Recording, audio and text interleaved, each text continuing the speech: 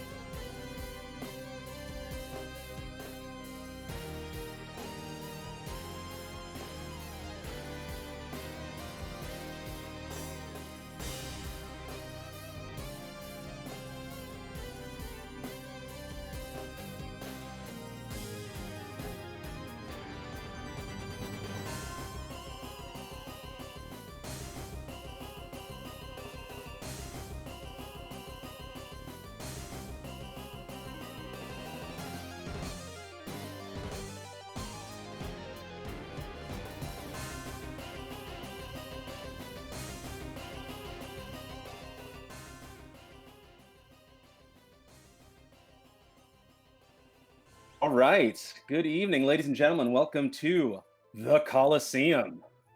This is going to be the inaugural restream of the new tournament for the Final Fantasy VI Worlds Collide Randomizer. This is going to be a head-to-head race between Fraggle and Locke Live.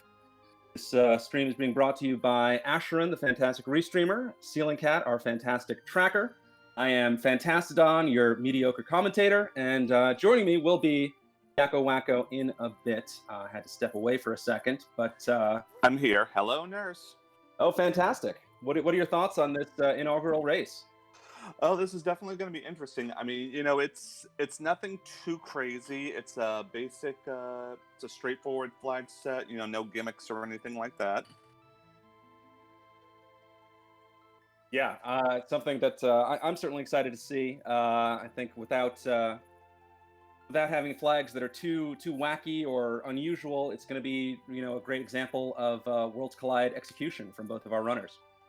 Yeah, I think the only thing that you'll notice is if they find the Paladin Shield, there is no Ultima in this seed, so that is one hinder that they will have, these runners. Yes, no Ultima, and the Coliseum itself will not display any of the rewards.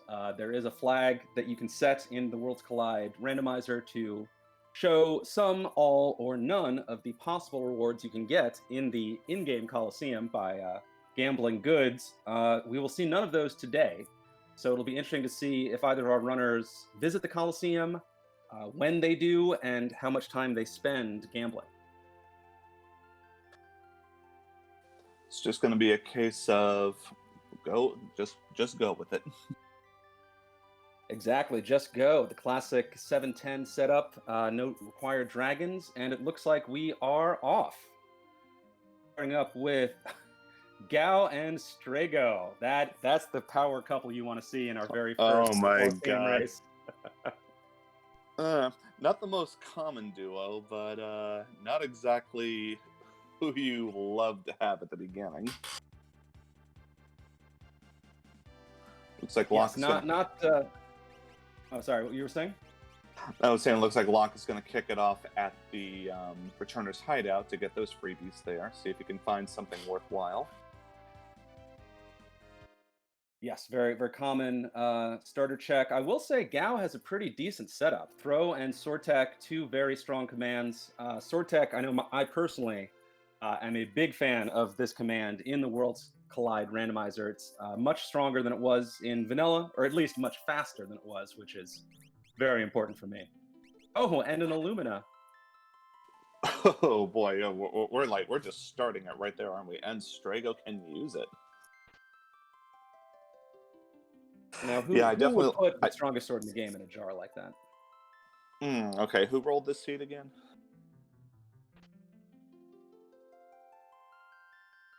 I believe, well, for the Coliseum races, the runners create the seeds themselves. I believe this was a Fraggle creation, but I wouldn't read too much into that. Both of these runners saw the seed at the same time, and it's going to be a matter of who checks what and who goes where.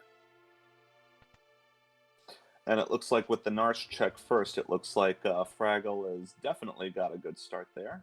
And now we've got Locke going into Zen, seeing what he can find there.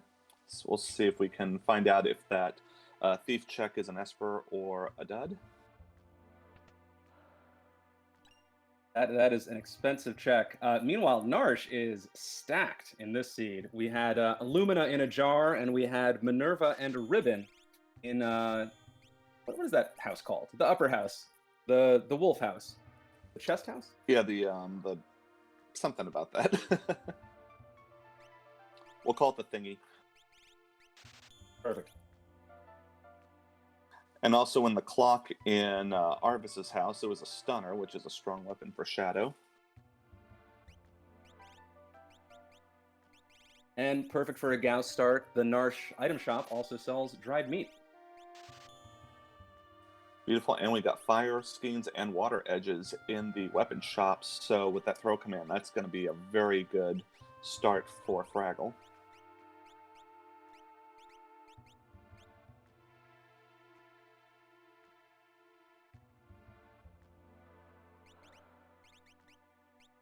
Absolutely, it'll be interesting to see after these runners do their sort of initial round of looting and shopping, which checks they're going to pick. Strago sort of famously has some very unpleasant checks.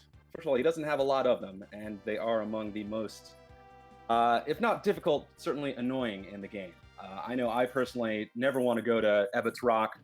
I don't think anyone ever wants to go to the Fanatics Tower, and, Burning House is Burning House.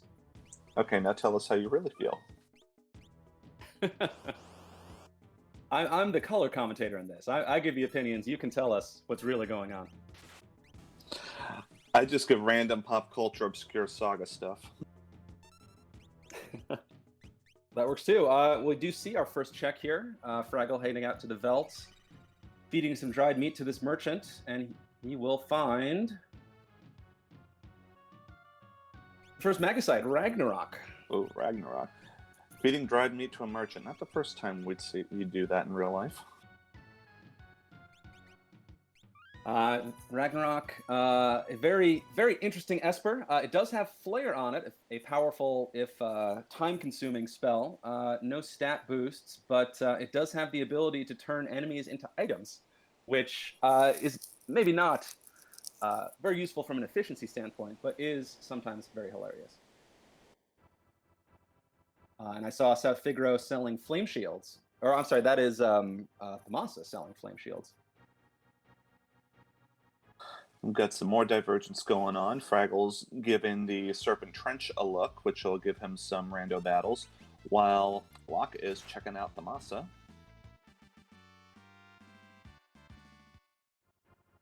Think he's going to go into the Burning House first. He's in the neighborhood. We'll see. Interesting to see. These are both, the Serpent Trench and Burning House are both fixed encounter checks. Burning House sort of a soft fixed encounters, but good luck avoiding all of them on your way to the boss. It'll be interesting to see what both of these give out and what levels the characters are by the end of them.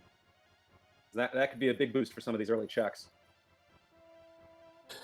Yeah, Fraggle takes the right approach, which will include 2 checks on chess. He'll have 3 random encounters. He's already had 2 so far, so he's got 1 more coming up. We'll see what that turns out to be.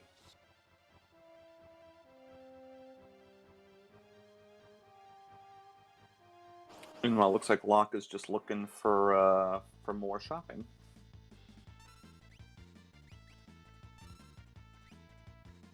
Well, starting with Gao with that throw command, it's definitely in your interest to find some good throwables. Picking up some water skeins there. On Fraggle screen, we see Gao tossing some fire skeins. So making use of that throw command early is good to see. Or RPG logic as you're throwing them underwater. Should point out, as we're watching Locke shop, the item distribution for this run is shuffle plus 20% random for both shops and chests. So Locke, you see finding some shurikens there, definitely another great throwable, but we won't see any, Illumina's, Ragnarok's, Valiant knives for sale in shops. It will be, it's possible. I should correct myself. It's possible to see those in shops, but much less likely than a pure random seed.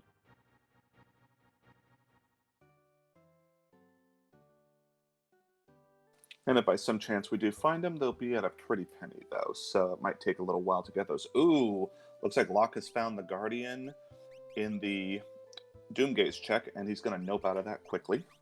Says, no, thank you. That does not sound fun this early in the seed.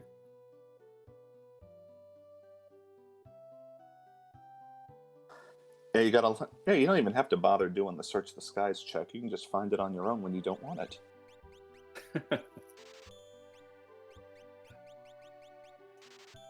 Fraggle picking up Sabin, who has quite a few fun checks to check out. Certainly where Fraggle will be going before some of those Strago checks, I would imagine.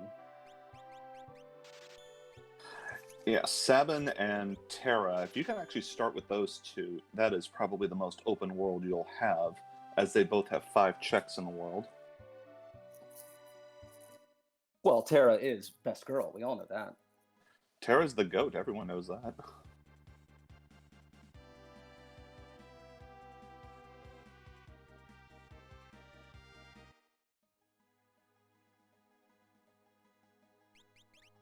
And Fraggle making the first of his Sabin checks, heading to the Imperial camp. And Locke has found Shote in the Zen check. He did some selling, and it was a lot cheaper in the World of Ruin. It was only 16,000 gold. That's 1 Esper for Locke, 1 for Fraggle. Chasing after this Kefka, making a detour to grab this sneaky chest, which I never knew about until I started watching Worlds Collide races. I was the same way. The first time I saw that, I'm like, wait, hey, how'd you do that? And I actually had, because I actually discovered the community on YouTube. So maybe some of you might be discovering us on YouTube tonight. Who knows? But I saw that and I was like, wait a minute, I got to look at that again. What happened there? Yes, indeed. Speaking of which, we are really beefing up our YouTube game here at the Worlds Collide community, so definitely check out that link in chat if you want more rando goodness, and certainly a lot of these Coliseum races will be up there as well, as Fraggle is taking this Imperial camp fight. Ooh, that wasn't nice. Oof, Gao gets blasted. Let's see if Dancing Sabin can do the job. Ouch, strike 2. Meanwhile, Locke finds his hungry merchant in the Veldt, going to feed him some dried meat and pick up that Ragnarok Esper. Okay, he barely makes it out of there. Nice money, and some levels up there for Strago. Let's see who it is. It's an imp. Oh, it's an imp. Yipe, and without any I believe, fancy- correct me if I'm wrong, I believe that must mean that this imp is an Esper. Otherwise, this chain of encounters would not trigger. I know they did an update on the new version, and I'm not sure if they do it with the item or not. I haven't seen it yet, at least from my experience. I think this string of encounters only triggers if the reward is going to be an Esper or character. Okay, and this is going to be This is going to be an interesting one to watch because Strago's by himself because Fraggle is Phoenix downless. Like Strago heard that guff we were talking earlier. He's trying to do it himself with the Illumina. I may be old, but I'm not powerless.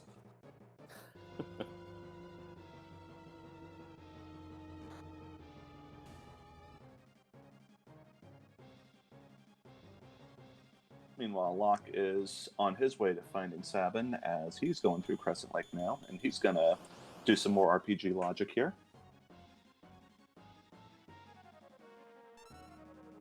Fire underwater. It just makes sense. I've seen SpongeBob SquarePants. I know how it works. Orogs, however, not a fun enemy to run into. They can zombify you, as they're attempting to do right now. Oh, luckily he got out of there in time. Meanwhile, okay, looks like Locke does have some Phoenix down, so he can kind of heal up a little bit before his third encounter. Ooh, Behemoths versus Strago. Can he run from it? Okay, yeah, he can nope out of this, I think, yeah. Yes, indeed. Probably the right choice there.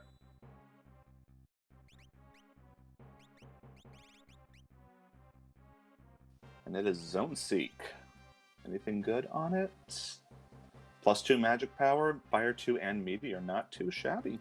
That's a good pickup for Fraggle. Absolutely. That magic power, too, going to do wonders as Fraggle levels up his characters over the course of the game. Always great to catch an Esper like that early. And magic power is probably one of the few positive attributes Strago has, so that's definitely going to help him. I think we should keep ragging on Strago for the entire seed to see how strong he is by the end. He feeds off our negativity. Maybe he'll secretly learn Ultima, and we'll be like, hey, wait a minute, we knocked Ultima out of here. And then he'll be like, RPG logic. As Fraggle decides to jump off a waterfall, another one of Sabin's checks. Let's see what we find here. Daraluma. Daddy Llama. This is a boss that can be trouble depending on where you run into him, but I think early on like this is certainly when you want to. Kataluma has a very complicated boss script that will eventually lead to him tossing weapons at you, which hurts just as much as when you toss weapons at enemies. But I think this early on, he probably won't have enough HP to make it to that phase of the battle. Yeah, he got to the phase where he potions himself. He revives 750 HP. But let's see what goes on.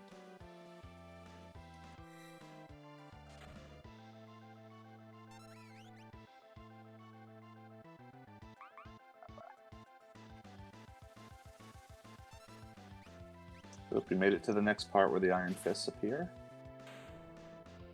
Daddy Llama calling for help. And down he goes.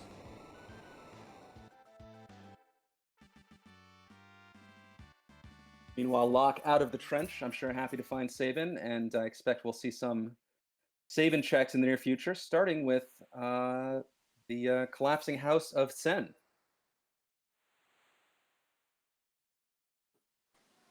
And where the innkeeper can magically restore health all of a sudden.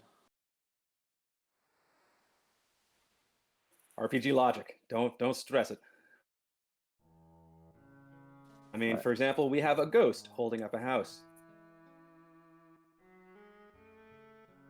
And we have found Mog at the bottom of Barren Falls. Hey! Fraggle finds Mog. Locke finds that he did not have his Moogle Charm equipped, so taking a random encounter in the collapsing house. Ficta in chat asking, where was the Illumina? It was in the tutorial house.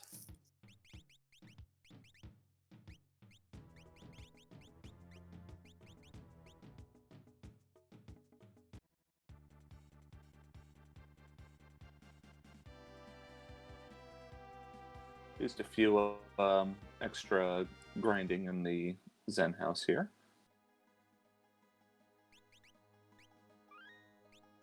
Now Fraggle's heading back to Narsh to do the Mog check, and maybe we'll probably see our Kefka at Narsh check as well. Yes, indeed. Locke finding the second Minerva of the seed in the collapsing house, which Sabin can wear. So this seed being very, very generous with some of the top tier loot so far.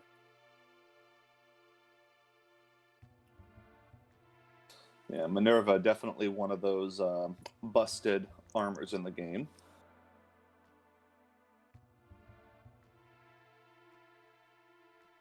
Something I'm always struck by in Final Fantasy VI that I'm sure other players notice as well is just how far ahead the real top tier loot is. You know, how much more powerful the real S tier items, the Minervas and Illuminas, are compared to the rest of the items in the pool. You know, the difference between these S tier items and A tier is miles beyond, you know, A compared to B, C, etc. So getting their hands on these really powerful pieces of equipment is good news for their run throughout the seed.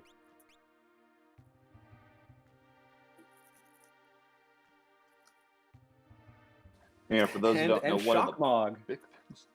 Oh, yes. Yeah, so that's going to be a good one for later on in the game. Sorry, you were saying? No, I was just saying, for those who aren't aware, the Minerva, it not only does it nullify 4 elements, it halves the remaining elements. It also gives 25% additional magic points, and it increases all 4 of the main stats. So that is definitely a busted item right there. Absolutely. In the You're about to see Locke's reward for saving the child in the collapsing house is another mag site, Golem, which is a fantastic Esper to have. Yes, that's going to be major. Why? It's going to be major in the end game, especially against either Tier 2 Kefka or especially Tier 3 Kefka, especially blocking against that calmness.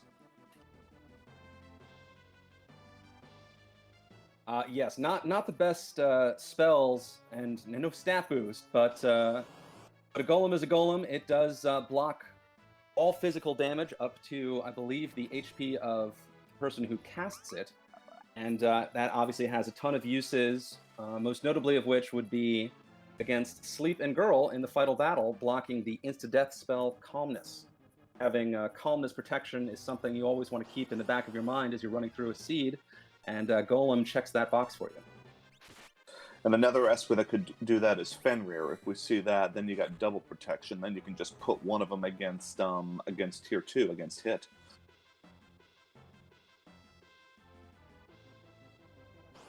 Interesting to see who Fraggle picked to run through this Kefka at Narsh battle, leaving the Shock Mog on the bench in favor of Strago, Gao, and Sabin. I think obviously Gao and Strago make sense, both with strong commands and good equipment options, but I'm surprised he's taking that Dance Sabin over the Shock Mog. Maybe for the attack power, maybe. Possibly. And number 024. And we see number 024, Magic Master Jr. Not much of a threat, especially with Gao going off with those throws.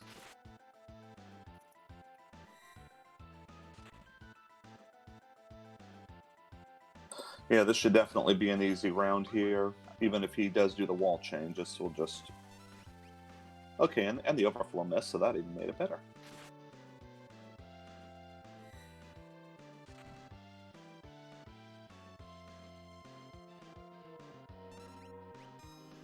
Did you happen to catch the Umaro Cave hint as he was heading up there? Because I didn't see it. I also missed that, and to be honest, I often miss that even when I'm running seeds myself. So thank you for that reminder to pay more attention to that in the future. Chat telling us it was Edgar popping his head out of a cave up there. It's got to be nice for the people of Figaro knowing your king is hanging out in a Sasquatch cave. Well, you know, we're talking about the guy who chose to build his castle an entire mountain range away from the city he's supposed to rule. So it's par for the course for them. In the middle of the desert, no doubt. Yeah. And 024 goes down, and Locke now has his own Seek.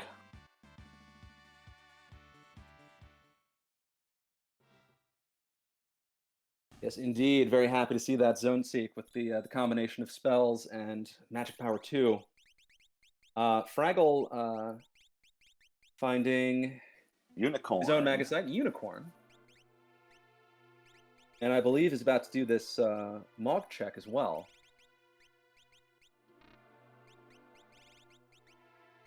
Ice 2 and Pearl, not too shabby. Unfortunately, no gains. Oh, but it does have Newt as well, which is also important in the end game against Tier 2 at Kefka.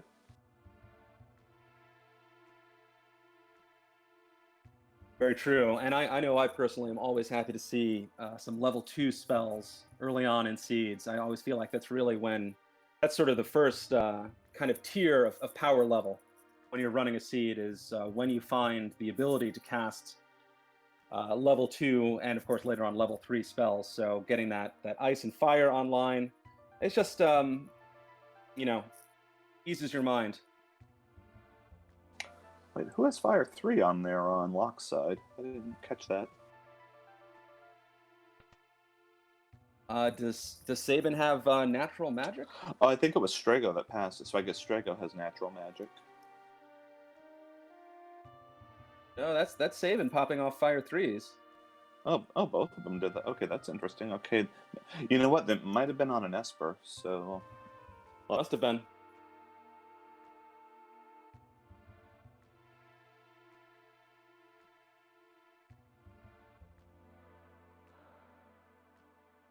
All right, now Fraggle triggering this chase up the mountains to find out Mog's check up by the frozen Trituck Esper. Oh, he forgot to trigger it. That's what happened.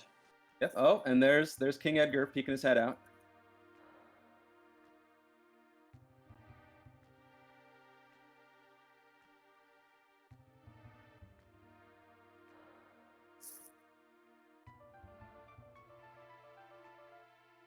Locke about to find his fourth character with Mog about to pop out here. So he's got Mog and Fake Mog on his team with that Moogle suit.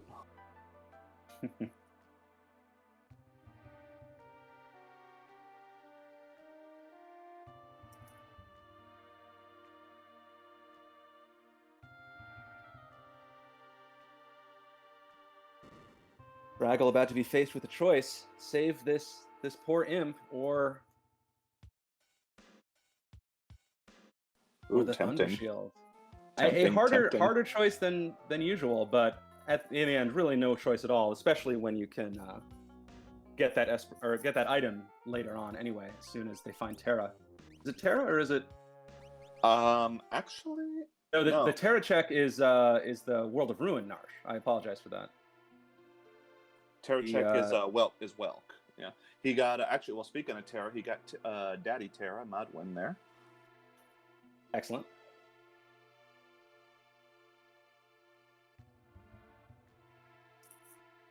Yes, the Lone Wolf item you do not take will be in Mog's spot, and deep in the Mog caves, which we hardly ever see in races.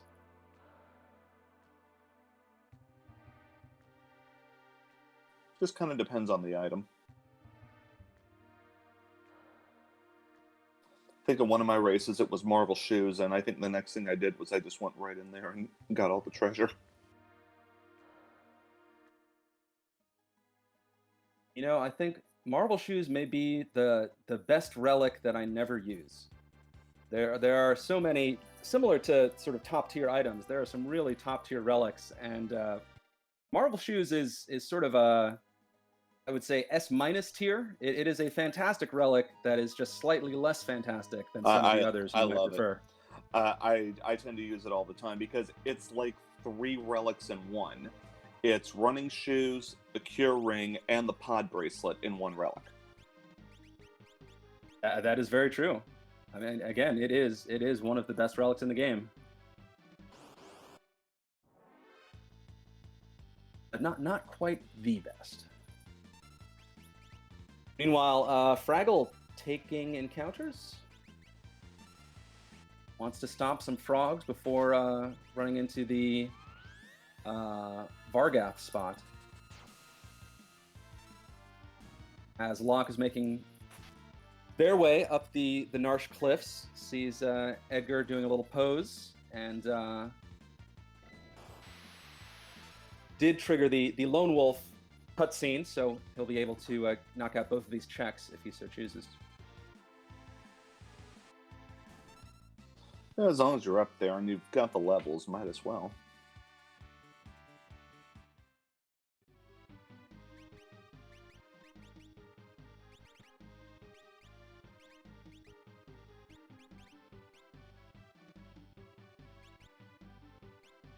And that was a nice little boost for Fraggle. I think this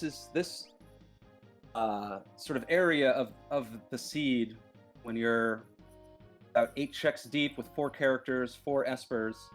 This is you're not quite late game. You're still sort of working out, creating a strong party, and this is really the time when a few levels can make the difference between a manageable boss fight and a very dangerous one. So smart move with Fraggle, grabbing some levels on the way to this check. Yeah, I'll never say no to try to grind a little bit, especially as you're trying to progress. Looks like Locke has opted to nope out of the Kefka Narsh check, so he's not interested.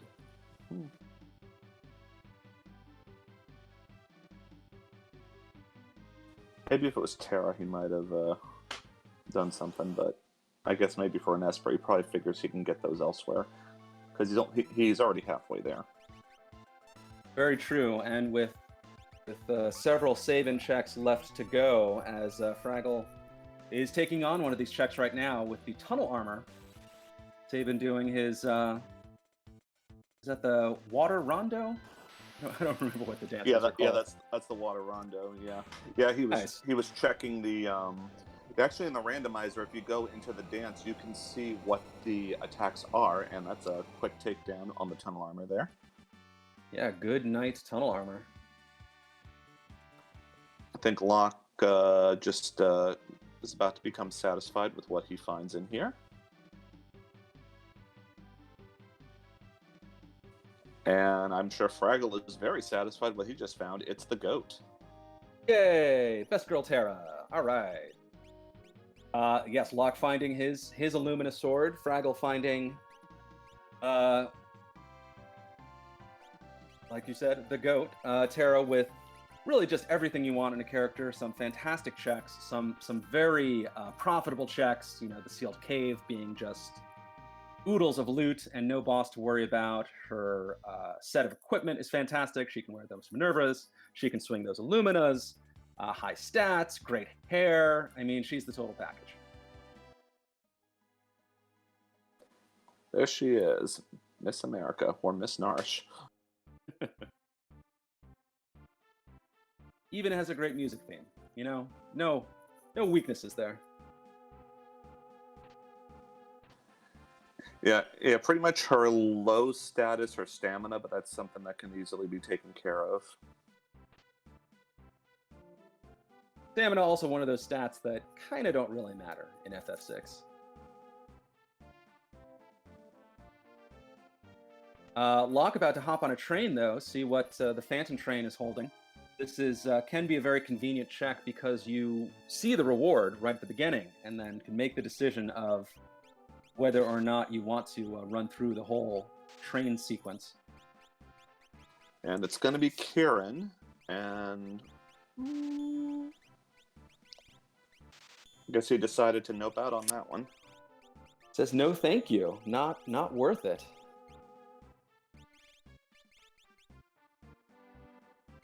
Cap pointing out it is good information at least. If Locke is down to that one last required Esper, he knows where to go. But Kieran was not enough to entice him to run through the whole train.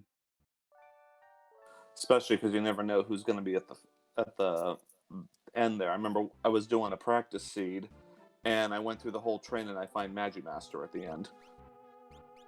That is my nightmare. Oh, look, it's Speaking of nightmares, yeah. It's one of your favorites.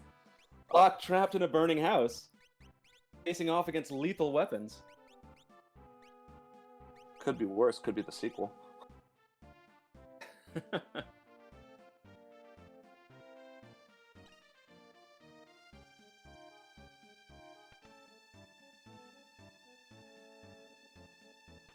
I do actually think of Strago checks, this is probably the one that I would choose. They're all sort of painful in their own ways. Oof, lethal weapon being lethal just now. Yeah, that diffuser is not very fun. It looks like No. Fraggle's gonna take a stroll down the Leet River.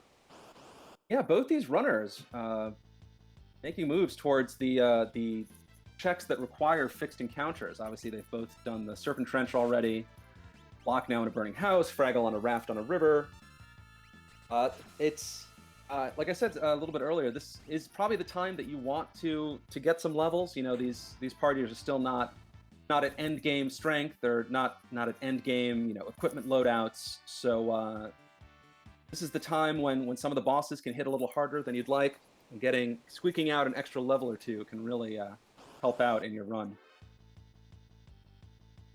Unfortunately for Locke, the enemies in this burning house are not fun enemies to fight. Yeah, I can only imagine what the boss will be. Maybe he'll luck out and it'll be Welk or Leader or something. Hopefully.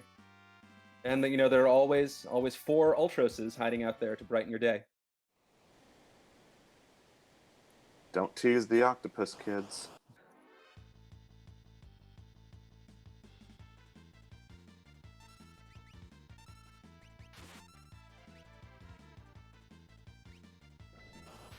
Yeah, Locke having to smoke bomb away from these lethal weapons while Fraggle is dealing with much more manageable Delta bugs. Oh, and Locke's reward for all that. Oh dear. Oh my gosh, I don't know what to think about this one. That classic 50s big band, Haydn and the Haydnites. Is he about to pop Ragnarok, Esper? Could be. Unless they perform their big hit Choke Smoke.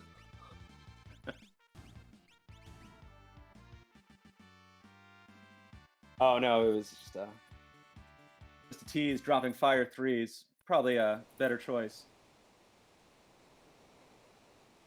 And for those of you who are wondering, yes, the undead flag has been turned off, so Phoenix Downing Haydn will not be very effective.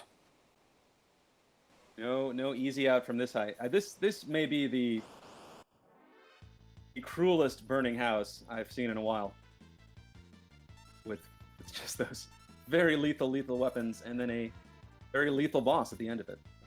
Good night, Strago. I've seen a burning house with level 90 magic in there. That was a nasty one. That also sounds terrifying. But Locke is through, taking down Haydn and the Haydnites, the old king of swing. Certainly hope it was worth it. God, this better be something good after going through all that. Palador. Depends on what it's got. It's a Magicite. It's better than a dead check. Puts him more than halfway to the required 10 Espers.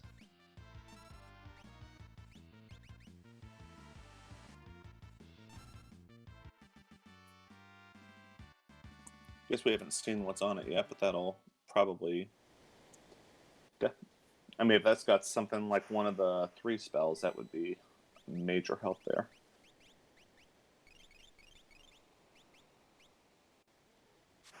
Now Locke is going to get his golem as he goes to the...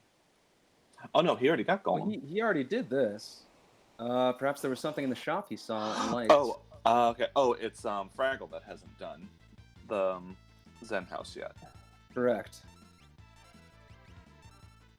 Oh, did not see that the first time. Experience eggs for sale.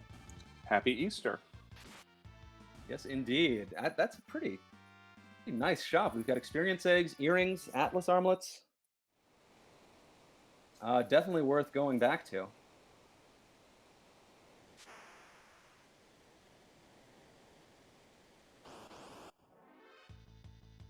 About to find out what's at the end of the Leet River here, as Locke is heading to another one of your favorites, Ebit's Rock.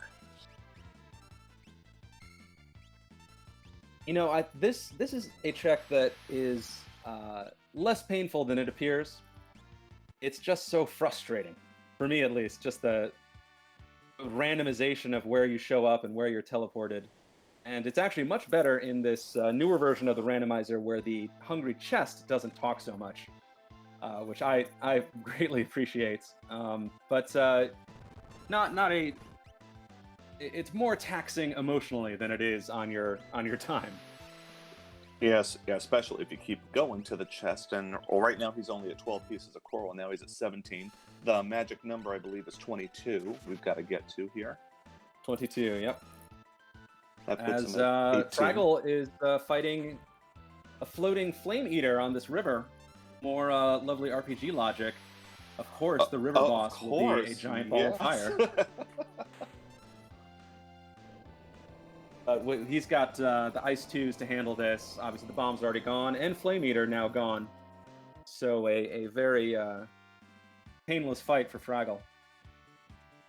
As Locke's boss is going to be Doomgaze. Derp. Is his party a multiple level 5? No, it is not. Fortunate. And he's got those fire threes. Doomgaze. Yeah, he's gonna melt this Doomgaze pretty quickly.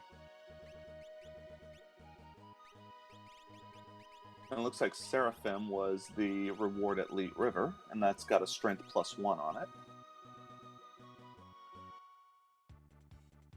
Always happy to see that. A pretty decent loadout on the Espers so far, with the exception of healing. Unless I've missed something, this seed is a little light on healing so far. Though, given the gear that they've found so far, with particularly the 2 Minervas, the ribbons, the swords, etc., healing maybe not as big a factor as it would be in other seeds. Fraggle now heading back to Narsh to knock out this Welk check with Terra. Quick walk to a boss. Locke is a little low. And, that's as vanilla as you can get there. Is this even? Taking on the Welk fight at the Welk spot. Hold it, think back to your briefing. This is a difficult battle.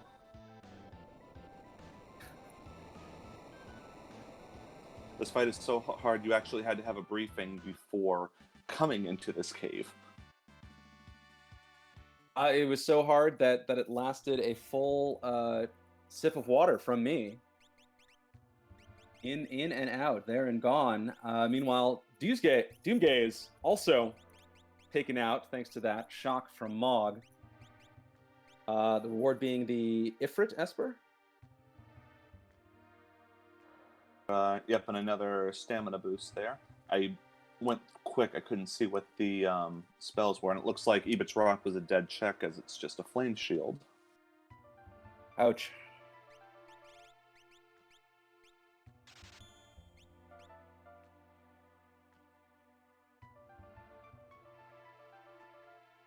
Locke being pretty thorough, checking all these shops,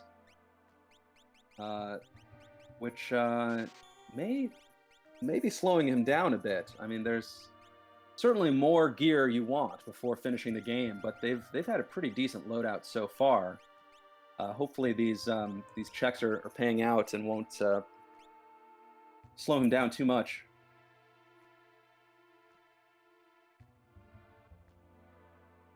It's like what the Pokemon community is doing now. They're going into all the shops to look for that rare gem. I trust that was a hilarious Pokemon reference, and I applaud you for it. You'll just have to take my word for it. If chat knows what I'm talking about, kudos to you. Yeah, it's gotten that bad.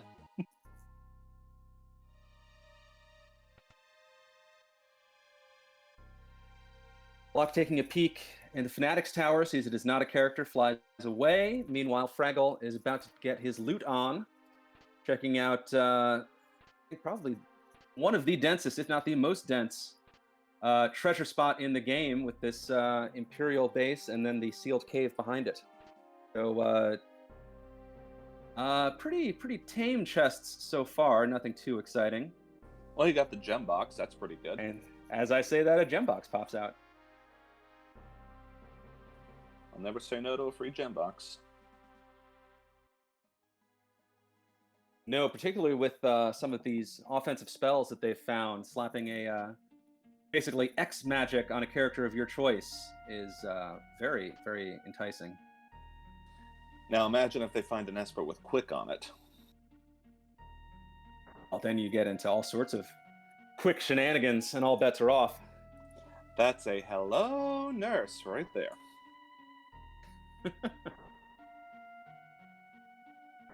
As Fraggle navigates the moving bridges, Locke is on his way to, I believe, the tunnel armor fight, and with the reward of Terra at the end of it.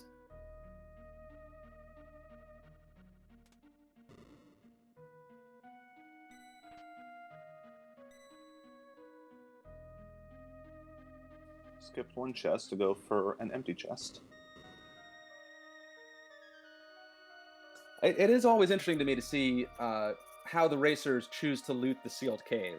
Some go for every chest, some sort of half of them sort of picking out the ones they prefer. I think almost everyone goes for this last cave with, I believe, 3 chests in it. An Aegis shield is a nice pickup. I'll drink to that. Yeah, for me, it just kind of depends on how far into the seed I'm in and how long I've been playing. If I'm kind of in 2-hour mode, then I'm pretty much kind of lost anyway. Very true. Terra Omen pointing out that they're not looters, they're treasure hunters. Locke having no trouble with that tunnel armor. Down it goes. Tunnel armor, we hardly knew you.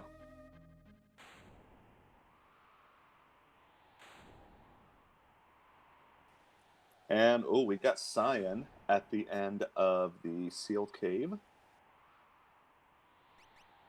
All right, so that'll be Fraggle's 6th character. And Cyan's definitely a good one to get, as you got 1 free check, 1 quick check, and of course Cyan's Dream, which is 3 checks, could potentially get up to 3 Espers in there. Cyan's Dream, 3 checks for the price of 2. I would say no character has improved their standing, vanilla to Worlds Collide, as Cyan does. He was not exactly a top-tier character in the vanilla game, but with the changes to sword tech, with his available checks, he's someone you always want to see. Yeah, in vanilla, pretty much after certain trench, I practically never see Cyan again. Oh yeah, he and Gao warmed the bench for me. Usually up until Kefka's Tower in vanilla, that's like, and even then they're just kind of a placeholder. Exactly, but we'll see who Fraggle has to face. Cyan's first check. It's Ultros 2. Ah, long time no see. First of the 4 potential Ultros boss fights. And you can see he is weak to fire, and interestingly, I believe weak to bolt. Or at least Ultros 1 is weak to bolt. Yeah, weak to bolt. I think he's immune to ice, though. And that was quick, going down in 3 hits, and we're going to see what this skip chest is here.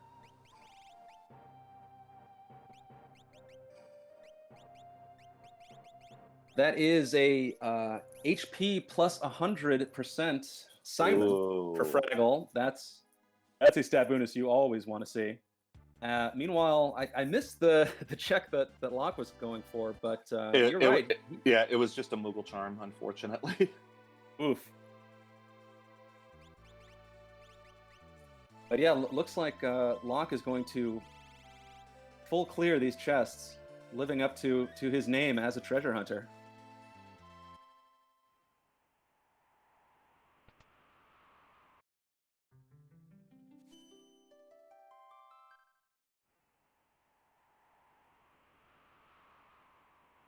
Fraggle going for a quick health refill.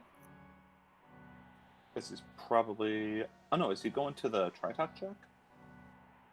Looks like it. No Umaro to continue into Umaro's cave, but maybe going up for the Tritok check, maybe taking on a dragon along the way for some XP and loot. We shall see. Yeah, dragons aren't required in this seed, but that's definitely nothing to sneeze at. They're a free 50 magic points if you can knock them out, plus a big chunk of experience.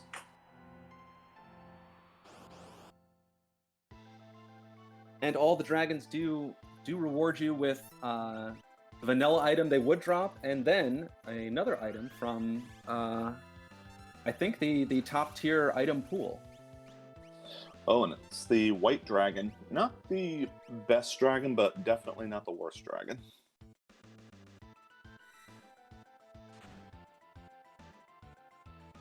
For sure.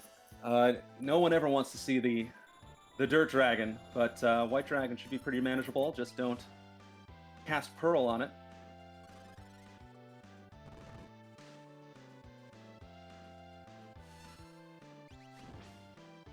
He does enough casting of Pearl for the both of us. Oh, Strago's slapping a mute on the white dragon, so no more Pearl worries. Just chip away at him till he's out. Be curious to see, now that these runners have picked up Cyan and have been making use of Gao, when they want to head to Cyan's Dream. In addition to the 3 checks it offers, it will also unlock all of these sword tech abilities. Yeah, I'm kind of surprised they kind of haven't gone in there yet. And a Pearl Lance and a Red Cap from the White Dragon. Red Cap, kind of a whiff as far as gear goes.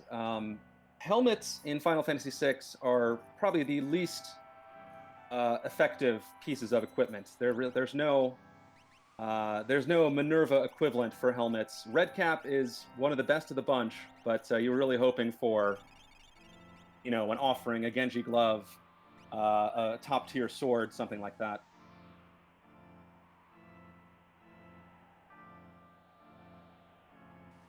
Now Locke is going to get his Ultros fight in probably 3 turns as well.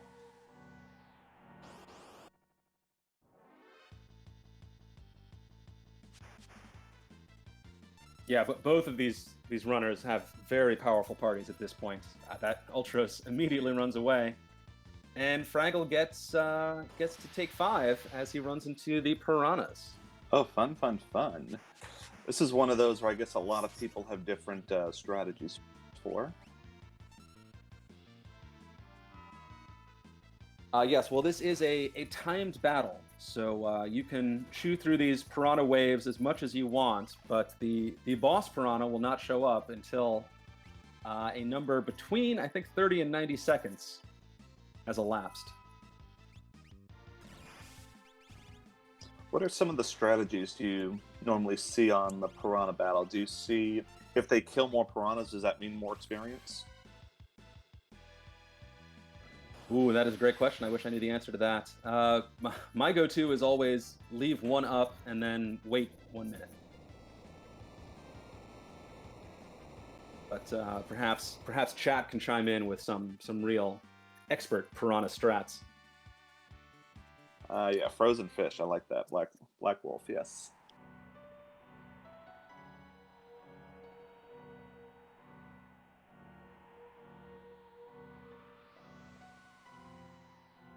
And we get Shiva.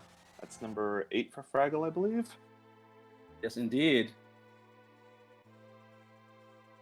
Gonna warp out of there as Locke is doing one of the Cyan checks. I noticed grabbed I think that is the 2nd flame shield in Mount Zozo. So fire protection, not a problem for Locke for the rest of this seed. Fraggle's now doing his South Figaro check. And if only he had Umaro and Edgar, he could have gotten everything for half price. Oh, and Locke's going to do a dragon check now. I think this is smart. I think dragons are always, again, a good source of levels and gear. They are not scaled in this seed, and I think both of these runners' parties are at that point where, you know, the average boss fight is not going to scare them. I mean, this blue dragon, weak to bolt, gonna go down pretty quick. Only thing they got to watch for is if they have any stats on them would be Rippler, but I don't think any of them have any special conditions on them. Good point.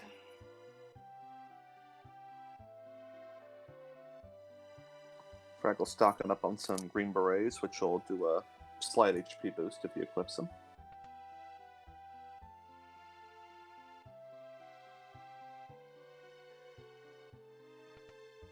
That is the Fraggle looting the second fake mustache of the seed. So that's the shuffle plus random kicking Locke in as Locke finding a very yes. good piece of gear, the Ragnarok sword. Ragnarok. It is. Please go ahead. I would say Ragnarok and the Skimtar. Yeah. And Locke has he's found himself. Much like Cyan himself, Locke had to go to the top of Mount Zozo to find himself. And he has.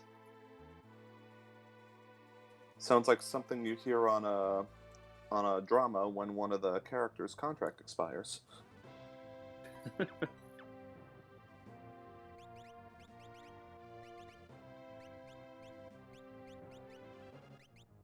What's wrong with opening every chest?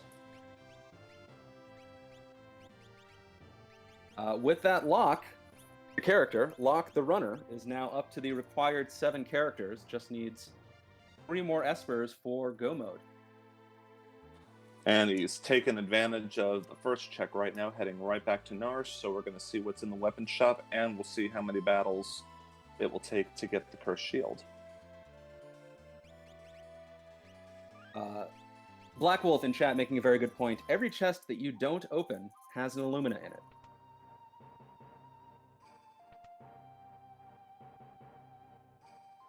Unless your opponent opens it, and then it's a Moogle Charm.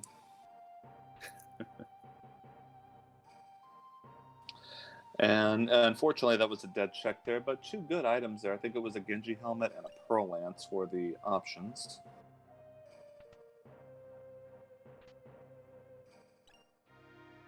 And I think Fraggle's about to head into the dream world. As Locke is going to check out this cursed shield. 14. I would say at this stage in the game, we're probably not going to see a Paladin shield out of that. Well, how does the number 14 strike you? This kind of depends on the runner. If it was earlier, I'd say probably, but at this point, they're probably not going to be focusing on the little battles just to get the Paladin shield. And I think they've got other stuff to keep them going. Very true, as we find the first boss of the dream.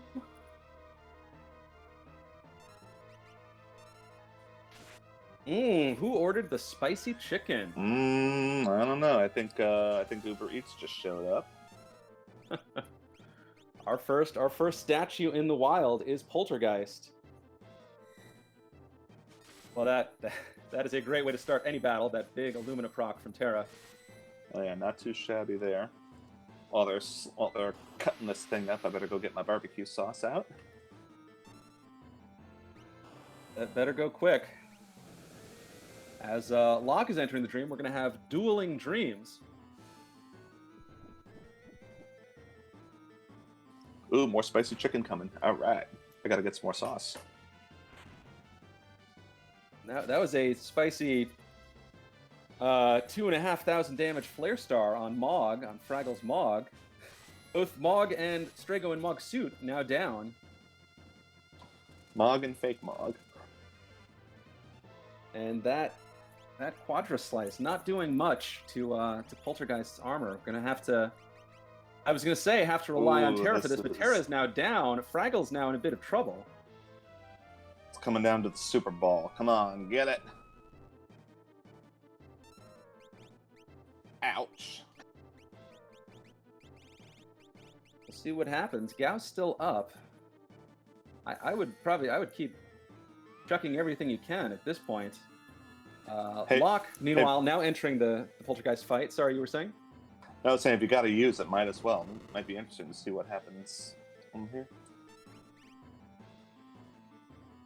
Oof. Gao down to 6 hit points. Tossing another rod. Let's see, could this finally do it?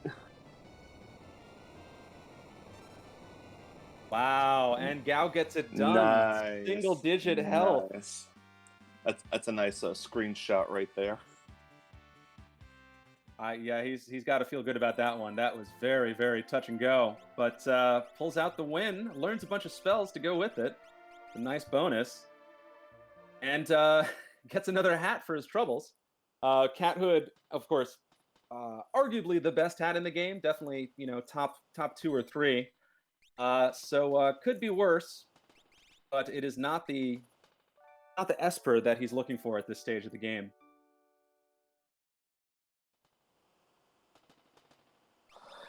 Hey, if he finds the Katana Soul, he can pretty much buy whatever he needs for the final battle after that. That is a good point. Locke taking out the spicy chicken much more easily.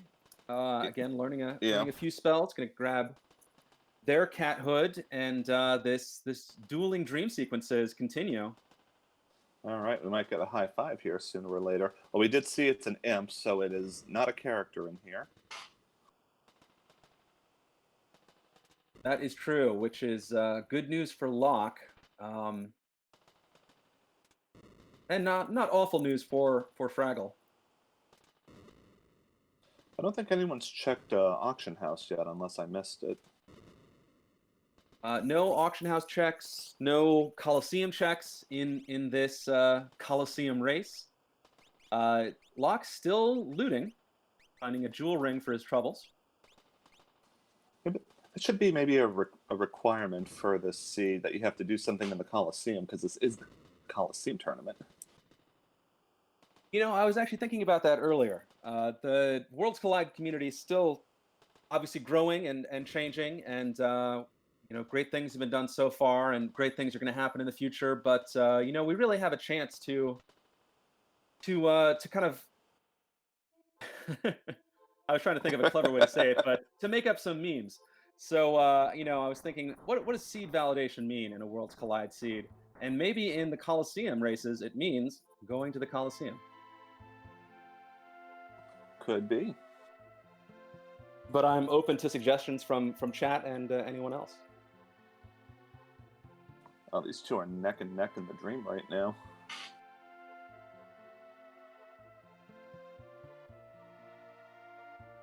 Oh, of course. Well, suplexing the ghost train is the ultimate meme.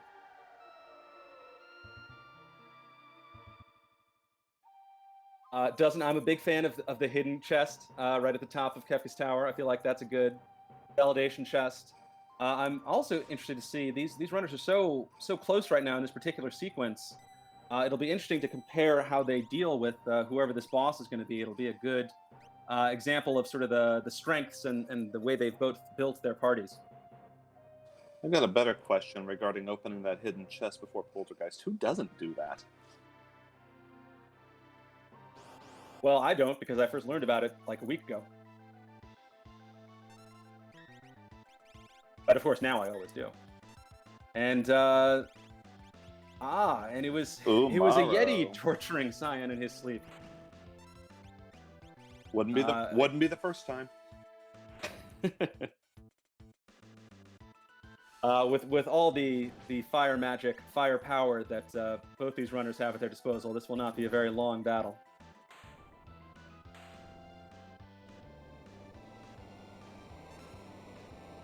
Oh yeah. Amaro lives rent-free in Cyan's head. But no longer for Fraggle as he takes down the Yeti. I've been known to live rent-free in other people's heads. Well, I hope you're nicer than Rexol. I just say, whether you love me or hate me, I'm still on your mind. Fair enough. Fraggle getting another Esper for his troubles, powering up the sword tech skill, and gets to check the throne for a bonus check. I need to refresh my screen. So, what Esper was that he found? That was Raiden, and it was a pretty sad Esper. Only the ice spell and no bonuses. So I think we won't be seeing much more of that. Phantom, however, is a much more interesting Esper that Fraggle finds on the throne. Has a very useful ability, and we'll have to see what spells and stats it has to offer. But that is 10 for Fraggle. So both these runners have opposite halves of the requirements for beating this game. Fraggle needs one more character, and Locke needs 2 more Espers, though it'll be 1 more after he grabs the Throne Esper. And it looks like he's gonna get Locke as soon as because it looks like he's going up to Mount Zozo. And meanwhile, Locke can probably just go to Jedwar if they've got something there.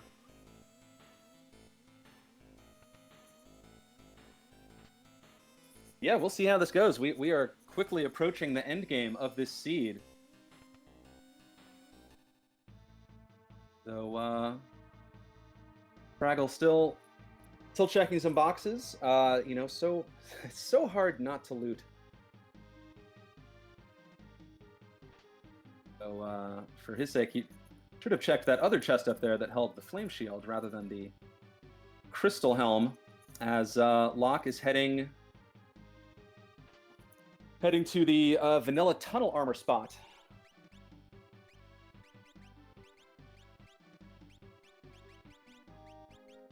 To take on some cranes. Aren't those the wishing birds? Yes, they are. And we'll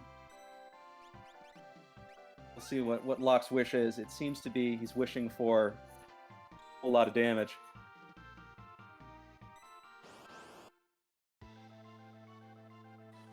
Meanwhile, Fraggle's going to take on another dragon. Oh, this was the blue dragon that Locke took out earlier. Correct. And is Locke in go mode? Yes, he is. Carbuncle.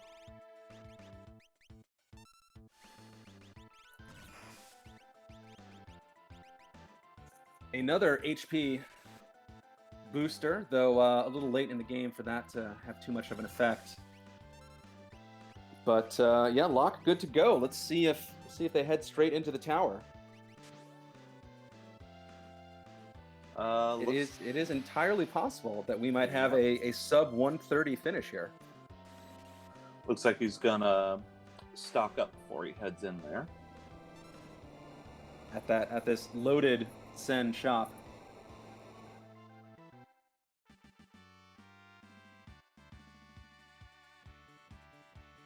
As Fraggle downs the blue dragon, going to be very happy to see the Ragnarok that pops out of it.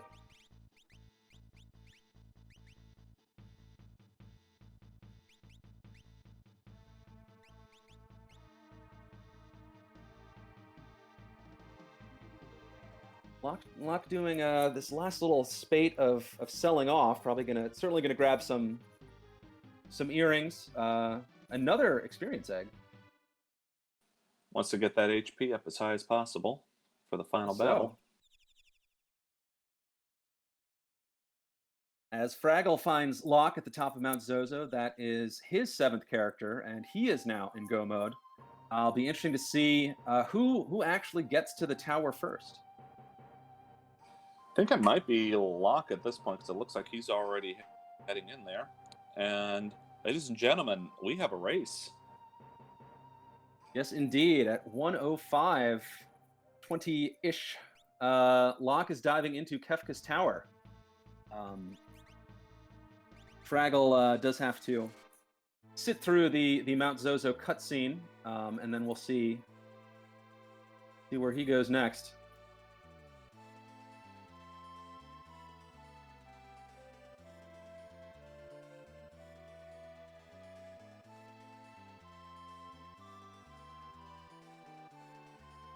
Fraggle also looking for Albrook to do some pre-tower shopping as Locke begins the run, or the long walk. Yeah, definitely get those sleeping bags. Those definitely come in handy in here.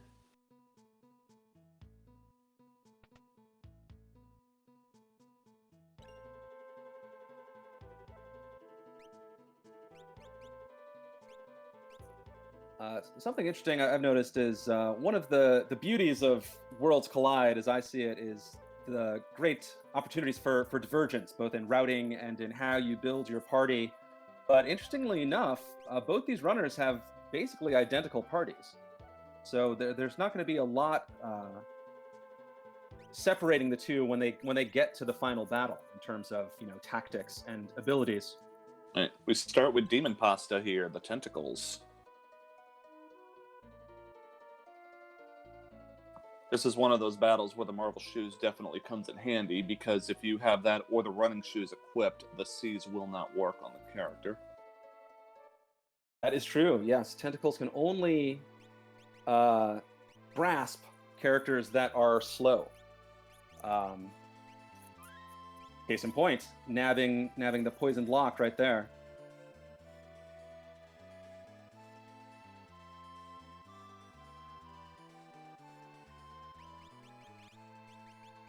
As Fraggle is about to dive into Kefka's Tower at 107.38-ish.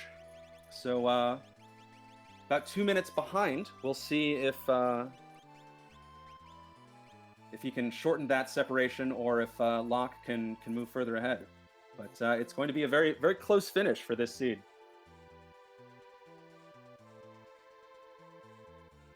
And I just got to refresh here one more time.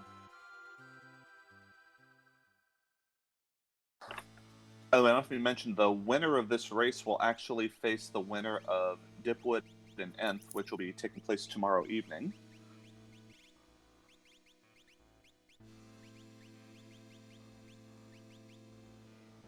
And of course, this is yes, indeed.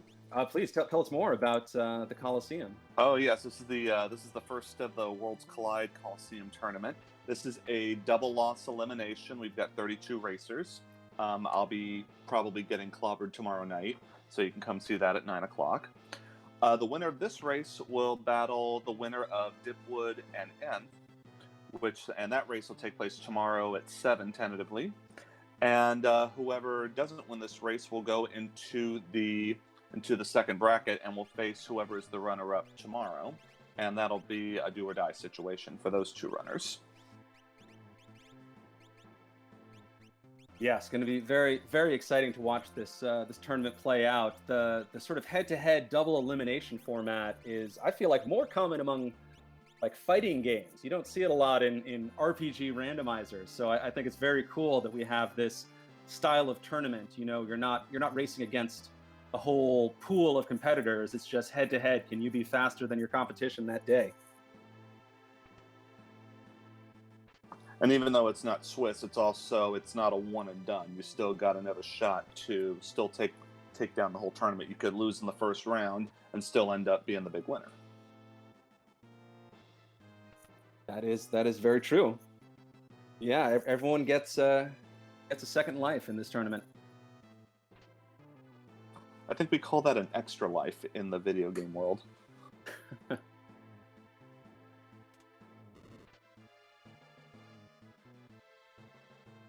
It is interesting. I didn't want to say this earlier because I didn't want to jinx Fraggle, but going into this tournament, there was a qualifying race, and everyone was seeded in the bracket based on their qualifying time. This race happens to be against the first seed, Locke Live, and the 32nd seed, Fraggle. But Fraggle running a very good race right now, definitely keeping this a lot closer than the seeding may have led you to believe. I think this is going to be a very, very exciting finish to this run. Yeah, I think if you actually looked at the qualifying times, I think the difference between first place and 32nd place was actually probably, was it like within half an hour, maybe even a little less or a little more? Well, it's going to be a whole lot closer than that for this one. Oh yeah, we're probably going to have a double Kefka battle at the rate we're going here. Always exciting to see. Dipwood asking about calmness. Both of these runners have the Golem Esper, so that is a pretty simple option for them. I don't think that's going to be a huge deciding factor in this run.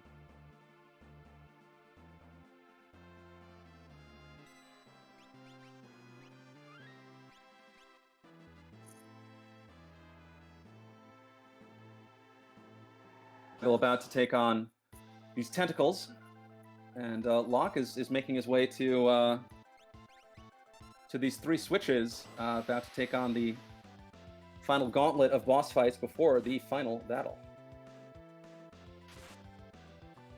Luckily, he's got that shock on there. And also, one thing in the randomizer is all 4 of the tentacles are weak to poison. So if you have bio on your team, that's going to make this fight go a lot quicker as well.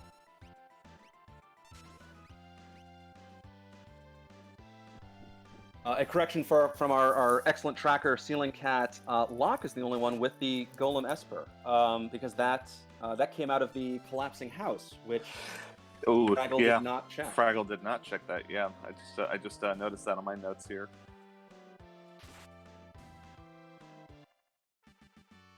Yeah, I'm trying to see what the difference was here.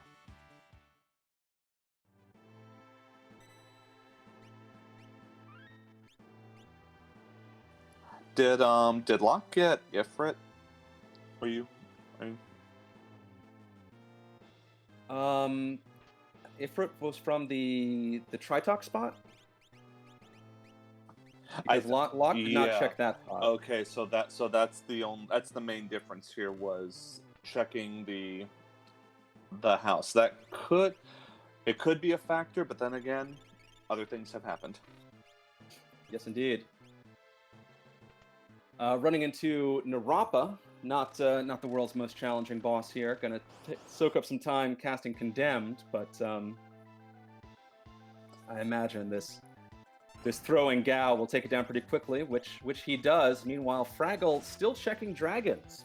Not happy with the gear going into the end game, or perhaps the levels, but feels like he needs a little bit more for this final push. He's probably getting some insurance here. Plus, maybe he might. Because, there might be an extra item here. Maybe there's another Illumina. Could be a Valiant Knife. Could be looking for something.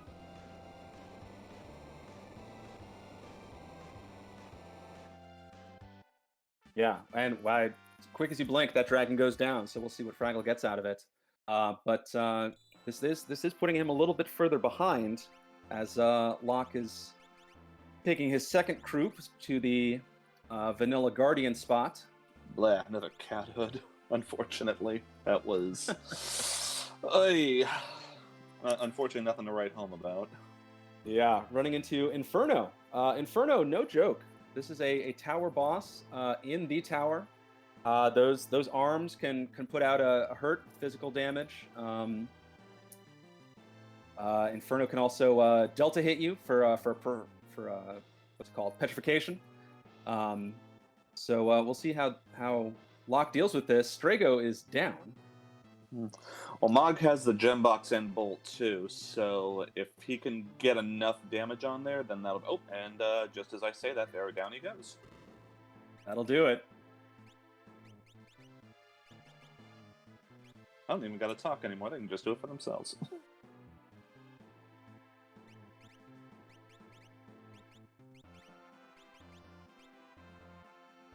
Magic Mog, definitely a thing in this seed, considering Mog does have Shock, which I believe keys off. Hey, seed validated! Locke finding a tent in the secret chest.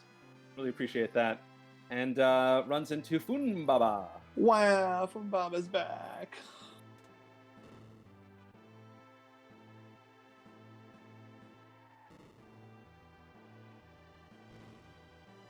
Well, if Mog absorbs Bolt, we'll have no trouble with this fight. That was a cool 7,000 plus damage from a shock? That is Magic Mog in action. Yeah, at that point, I just keep doing that. As long as no Solar Plex comes out, I think he's good. And okay, that wasn't strong enough. So good.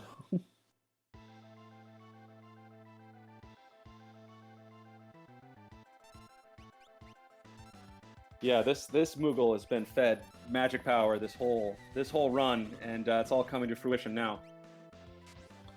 Now it's Fraggle's turn to take on the Inferno. Let's see how his Shock Mog does. Minerva Terra on her pogo stick. Mm-hmm.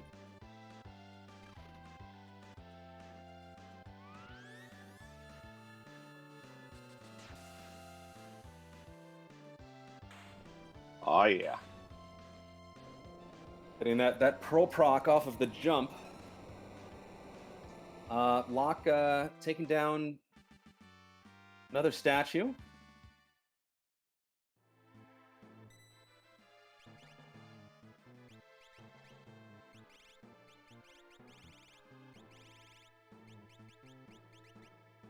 Poor Strago.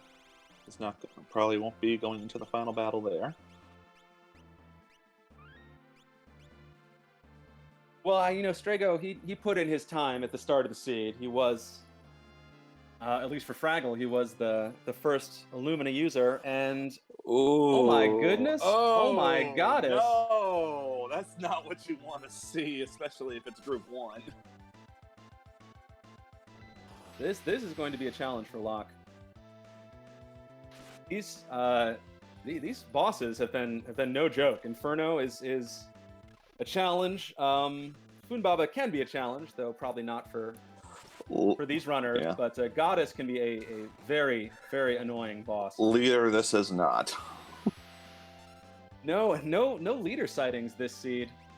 Just statues in statue spots. He was probably in Yeti Cave.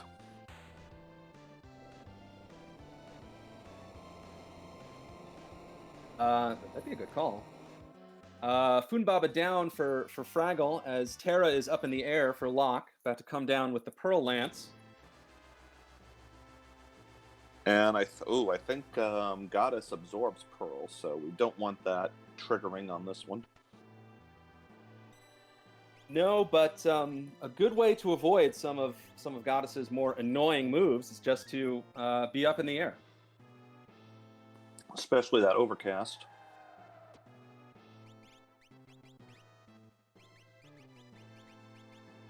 Ooh, nice block on that flare.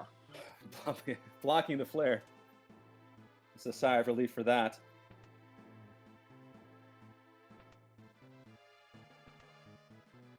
You can't say they're not giving us a show. Oh no, this is a very, very high octane finish to this seed. And I think it's only fitting considering all the powerful gear that they found early on. The seed is really testing them. We've got some twin goddesses here. Now we got a battle going on. Synced goddesses. But not for long, as Dragoon Terra takes care of Goddess for Locke. Ooh, and the slot brought out Palador. Oh, okay. Oh, we got similar strategies going on. Usually when I get the 3 bars, I get Crusader, but more power to you. Like there are certainly worse espers to get than Palador.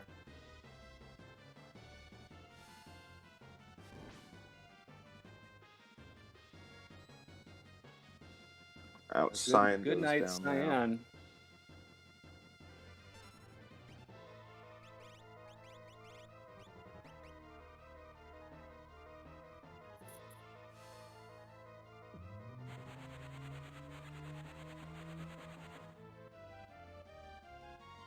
I guess Fraggle's characters, or at least Strago, never learning Fire 3, turning to Meteo, which is no slouch. Don't think he's absorbing, and I don't think he has a Thunder Shield on, so that could hinder him a little bit here. But Locke is done with the gauntlet and is about to enter the final battle.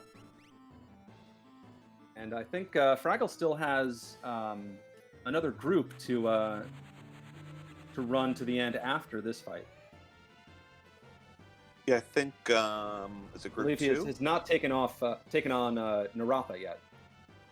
But that should be a push. Ooh, Medio. Uh-oh. Ooh. Oh. Uh-oh.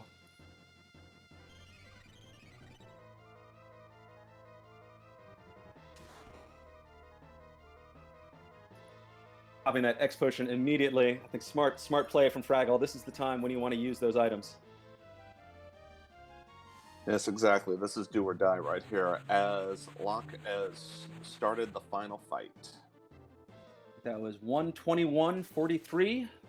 The battle screen opened up, so let's see how Locke makes this final climb.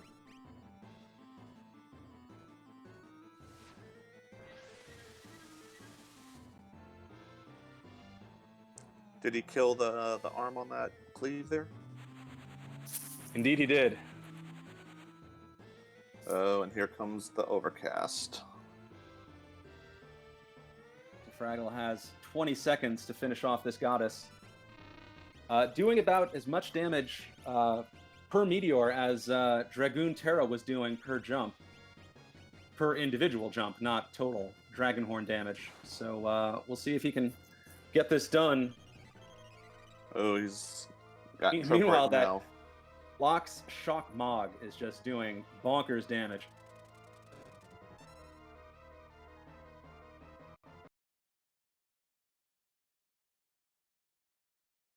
How'd you do that?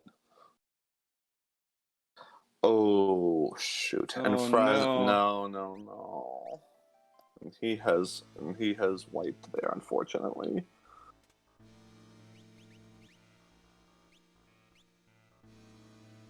Yeah, I don't know what is it with these randomizers, but for some reason, Group 1 in Kefka's Tower always seems, even though they only get one boss, it always seems to be the deal breaker.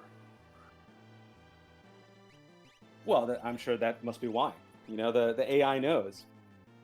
They think, oh, you're going to make this your light party because it only takes on one boss? Well, that boss is going to be a goddess. If it'll be the goddess, or it'll be Doomgaze, or...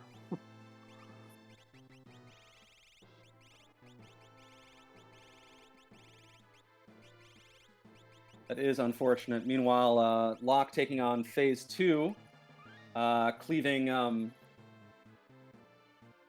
that one's name? Cleaving the one that can be insta-killed right on the onset, and then muting the one that can be muted. I just say the third one and the fourth one. Yeah, I don't know. There's Hit, there's Tiger, there's Magic, and there's the other one.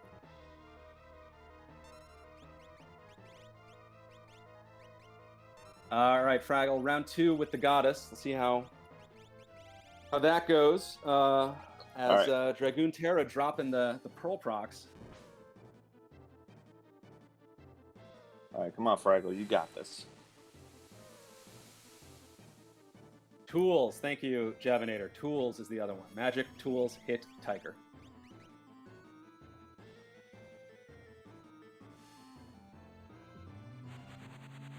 Or the part of the battle where the in-studio singers have to change their notes.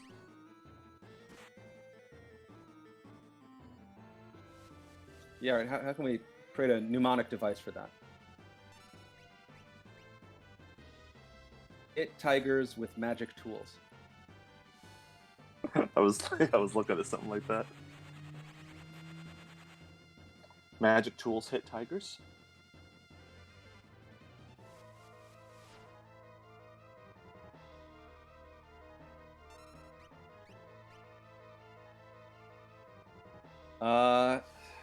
Side pulling out the slots against this goddess fight, and Locke's Dragoon Terra. Once you get that, you get a good lance, you get the dragon horn, you get the jump commands. You can have a lot of fun with a good Dragoon setup. All right, and Hit is going to do some hitty things. Hitter's going to hit. with his famous move, 10 hits. That is now done. On to phase 3, which is Sleep and Girl. So this is the phase when calmness protection comes into play. No doubt that is on the forefront of Locke's mind as he takes on this final phase before Kefka himself. Starting off with the West Wind, which can be painful. Can be extremely painful. You got a Whirlwind, a Pearlwind. And then there's that wind that Wacko does that Dot hates.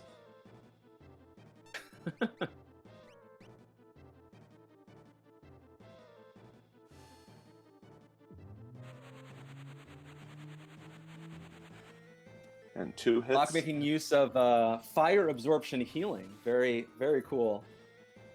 Yeah, I saw him doing that in the first tier.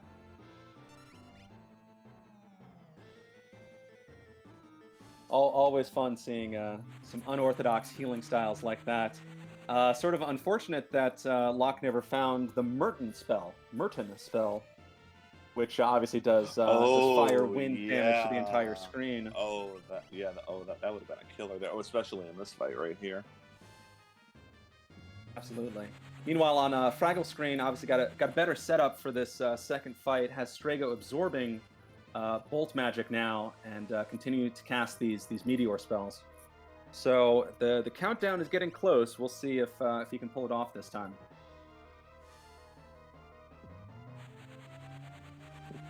Locke did put the golem up, so calmness should not be an issue now. Train, on the other hand. And Fraggle's done it with 5 seconds left on. Yes. Okay. On the ticker, takes down the goddess. And as we see on Locke's screen, that big golem hand was blocking the insta-death calmness attack, so Locke gets to enter the final fight with his full party alive, taking on the clown angel himself, Kefka. All right. And unfortunately, Girl did get a train off. I'm not sure if it was Hey Solstice or Drops of Jupiter, but still we got some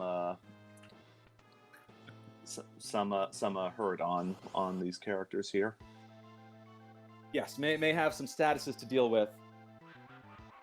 So I imagine, with this Dragoon Terra and this Shock Mog, and Gao just able to toss everything, including the kitchen sink at Kefka, I don't see this being a particularly long battle or a particularly magic-dependent battle. As we can see from those quad 9s from the Throne Aura Lance. Here comes the Fallen one. I don't think either runner found a Mega Elixir, so they're going to have to do it the old-fashioned way. Afraid so. And Terra just had an overkill. Down. That was overkill.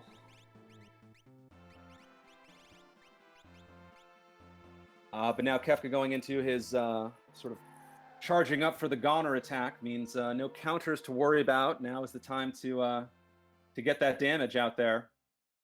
The Locke choosing to play it safe, get his party fully healed. Goner is definitely the most visually impressive spell in the game, in my opinion, but it is not as powerful as its visuals would suggest. Yeah, unfortunately, they put all the effort into the spell. The damage, on the other hand, it hurts. Don't get me wrong, it hurts, but it does not end your world the way the visuals may have you believe. Exactly. Locke goes right back to that Shock Mog attacks, doing 7,000. More quad 9s from Throw Command Gao. Sorry, you were saying? Okay, okay, Drops of Jupiter just played on there as Train comes up, but I think we're approaching the end here, just as Fraggle is starting the final battle here. And that's it, GG! That's it, GG. We got a GG there. What was it, 1 hour 30? 1:30:45. Very, very close to a sub 1:30. An extremely nice. good time. Nice job. Finishing it off with the thrown Thunder Shield for quad 9 damage. Very stylish.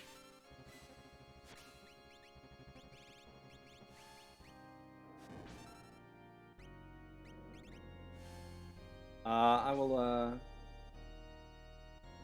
see if Locke is available for a post-run interview.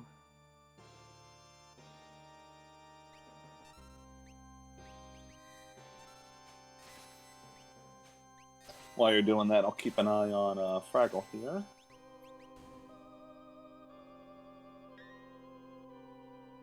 Hello, Locke. GG. Excellent race. Thank you. That was a seed. It was a seed. What were your thoughts on it? That beginning was rough. That beginning was rough. Yeah. Well, you found a few, good pieces of gear to start, but when did the seed really kind of open up for you? Once I got Terra, I think, because I think she was my last location off of Mount Colt. So once I got Terra, then all the branches opened up. So I'm like, okay, I can do a whole bunch of stuff now. Yeah, absolutely. Was it, guys? Some of us noticed this during the run. You found Sabin, but then felt like you wanted to do some more Strago checks instead. Was that a choice on your part? Like when I first got him, or like I did 3 Sabin, then did Strago, because I think is that what it was?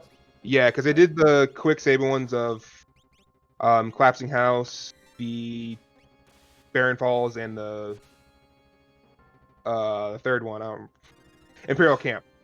Yeah, And then I checked Phantom Forest. I'm like, I don't need that Esper, so just decided to nope out of there on the Kieran. yeah. Which I was gonna go back to, right when I needed one more Esper, I was gonna go back there. But I was like, if the South Figaro Cave is an Esper, that's gonna be quicker. I'm down to just gamble that real quick, and it paid off. So,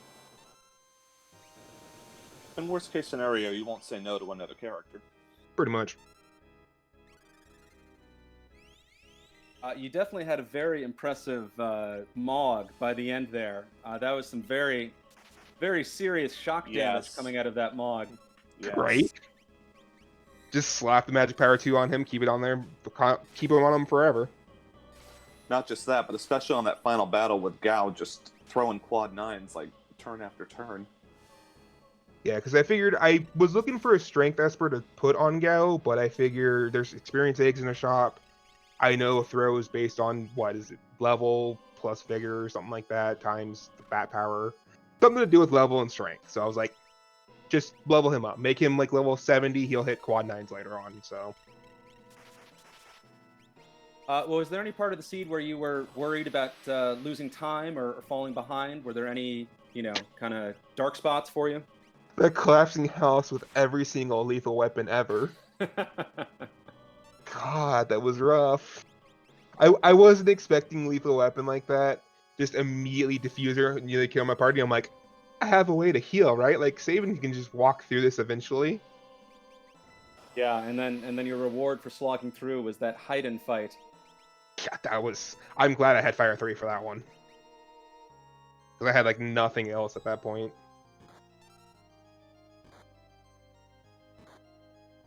Well, this is the inaugural restream of the Coliseum tournament that will be going on for the next few weeks. What do you think about the format, the sort of the head-to-head racing double elimination style? It's a lot of fun, actually. Because, I mean, there's, of course, the Capcom Grand Prix was the async. This is the 1v1. Both have, their different merits. Both have different pluses and cons against it. So it's still a lot of fun, though. Get to see the 1v1, see how people do against each other, knowing it's a 1v1 rather than just just playing a seed in a sense to try and get a good time. Absolutely, I think that's something that a lot of us are excited about. Anything's possible when it's just a head-to-head race. Yeah, because like some people, like for me, for instance, I don't like Straggle's checks, so I will put them off forever. So if someone knows that and is racing me, they can know, okay, maybe I'll just do these Fraggle checks real quick, just in case. Makes total sense. One thing I noticed in this seed that WR Jones is happy to remind me about in chat is that there was really no healing in this seed. You ended up using those fire absorption strats at the end there. I said, what are you talking about? Just burn yourself and you heal. And easy. GG, easy, absolutely. Yeah, exactly. I mean, after picking up, I think I had 4 elixirs, 4 explosions at the time. At the end, I'm like, that's good enough for Kefka himself. And indeed it was. Yako, do you have any more questions for our winner? Yeah, I'm just looking at my notes. I really don't see anything else on here.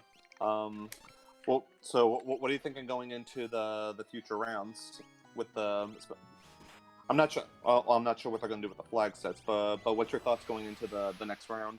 Yeah, the flag sets are going to be the interesting part. I guess I'm going to do what I always do: just give 1 or 2 practices, and then go in for it. I think that's about all we can all do. Yeah, pretty much. Because there's, depending on the flag set, there's not really a whole lot you can do to really prepare for a race. Because who knows what's going to happen in a race. Very true, and especially a head-to-head race, anything can happen. Yeah. Yeah. It was actually like neck and neck, like almost until the end there on this race. Yeah, I'm just glad the goddess and the tentacles didn't screw over my Terra, because I did not set my party up right at all. I was supposed to send 2 characters to Terrace, and I ended up putting pretty much Sabin and Gao together in the beginning. I'm like, why did I do this? Like, I'm gonna roll with it, but why did I do this? Just want to break in. Fraggle is going into the final battle now. Calmness unfortunately hit Gao, so Gao's out of this final fight.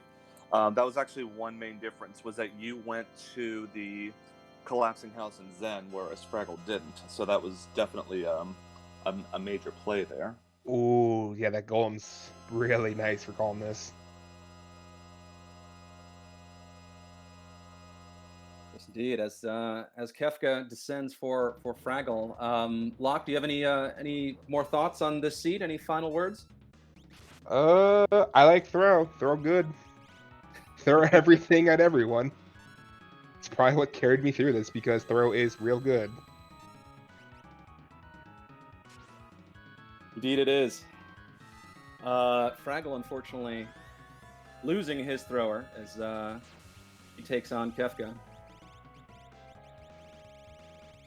But Locke, again, congratulations, GG, excellent run, and we'll hope to see you again in the next round. Yeah, thanks for the restream. Thanks for having me. I'll definitely watch this back in a little while. I have a burger to eat before Link to the Past race, so thank you again, everyone. All right, thank you. And as Fraggle takes on Kefka, dropping some pearls there, I do want to point out that this stream would not be possible without some behind-the-scenes work. So I want to give a shout-out to Asherin, our restreamer, and Ceiling Cat, our tracker, and Yako alongside me, and of course all the work the community does to get these going, to really foster this very exciting randomizer environment that we have. So appreciate all of their work, and Yako, appreciate you alongside me in this these final moments of this race.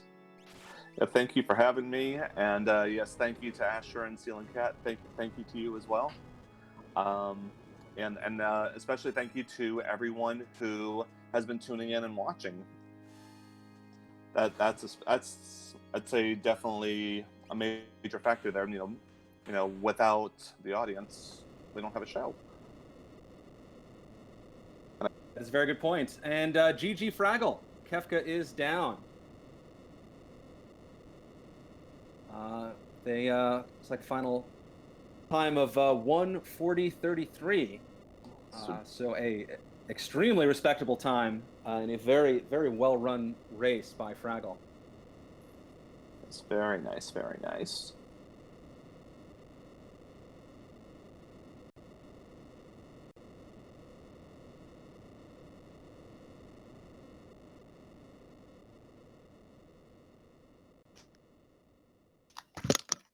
And we have Fraggle now. GG, good race. Thank you. And I think I know where I lost time already. Stupid Moogle. Sorry, but Oh dear. damn stupid Moogle check Nosh.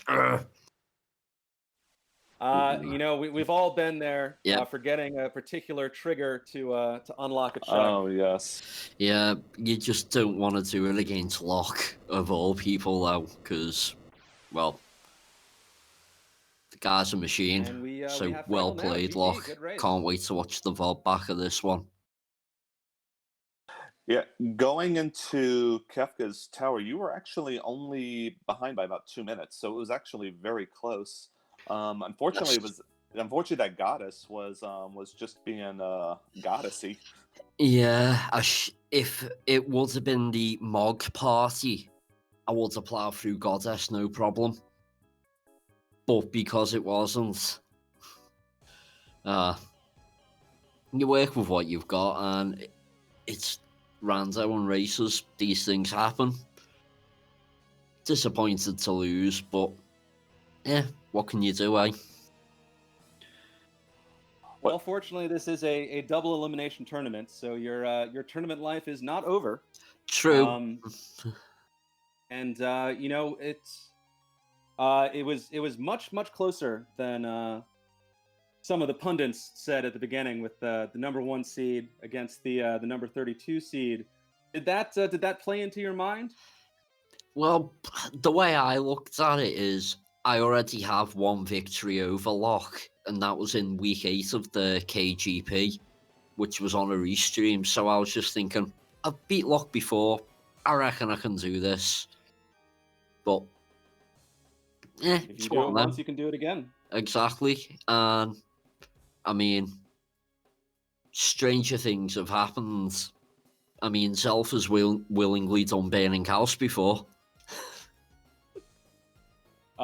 Yes. In fact, Locke had a very painful burning house, which I'm sure you'll have the pleasure of watching in the VOD. Yeah. I was tempted to go there, but I thought, let's see how the rest of the seed plays out first. And, well, normally I'll always go Burning House, but from what you've just said then, I think I dodged the bullet. Very much so. I'm wondering, obviously you had a mindset going into this race. Did that mindset change when you found an Illumina sword about 50 seconds into the run? Not necessarily, because that's a check everyone apart from Jack normally does. So I was thinking, I get that straight away. I know Locke's got that. So it's just carry on with what I plan to do and just hope I'm in front at some point. When would you say the seed sort of opened up in your eyes? I think it was getting Saban, because he led to Terra. And usually when you get both Saban and Terra together in a seed early on, everything's just wide open. My hope was, when I was at 6-8, the Cyan Dream would have been 2 Magicites and a character, so could have went straight there, but it doesn't play out the way you want a lot of the time. Yeah, the two of you actually had opposite issues going in. You were a character short, whereas Locke was an Esper short. Ah, cool. It's nice to know, though, up until Goddess, I kind of kept pace. So You absolutely did. Again, you both you entered the tower. Both of you did 2 minutes apart, and both of you struggled with that goddess fight. Unfortunately, she was a little harsher on you. yeah. But it was a great race from both of you. Oh well, that's the main thing. That it was a great race. Oh well, I'll let you guys wrap it up because it's 1:50 a.m. here, and I gotta do the sleep stuff. So Fair enough. thanks, GG's, praise at me, boo Jack. Well said. Yes, GG for Fraggle, GG for Locke. I think we're gonna wrap it up here pretty soon, but as our tracker Ceiling Cat is pointing out in chat, there is a whole lot more Worlds Collide Rando going on. There are more Coliseum races, so definitely check those out. If you're interested, there's our YouTube channel that we're really starting to focus on, which is going to have as many races on it as possible. So if you are hungry for more Worlds Collide content, I don't blame you. I certainly am as well. And there are some excellent resources to check out. I want to once again thank both of our runners for a fantastic race. Thank Asherin for seamless, painless, perfect restreaming Yes. services. Stealing Cat for Woo! tremendous tracking, and my partner in the virtual booth, Yakko Wack, for commentating. Yakko, why don't you take it home for us? All right. Well, once again, all the links are in the chat if you want to check us out. Of course, we're on the Discord. If this is your first time seeing us, hey, come check it in, check it out. You might just find a new hobby in here.